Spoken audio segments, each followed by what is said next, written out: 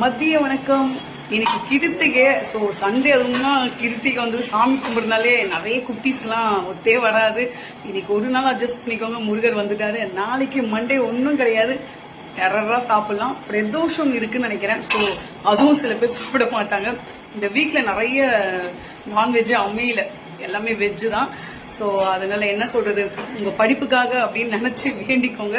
சரி, இன்னைக்கு பெரிய மருமகள் சின்ன மருமகள், இன்னைக்கு சின்ன மருமகள் அவங்க என்ன செஞ்சிருக்காங்க அப்படின்னு நம்ம பார்க்க போறோம். வாங்க.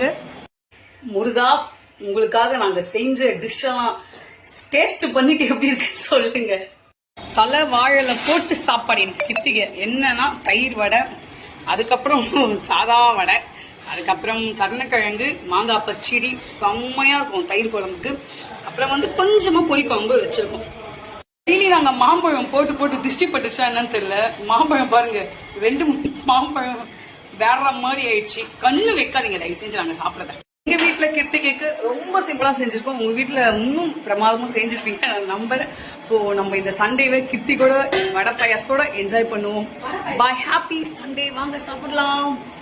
பாயாசம் இல்லையாடி, வடை தானா? சரி, எங்க ஓரத்தி சொல்றா பாயாசம் இல்ல வடை மட்டும் சொல்லுன்னு.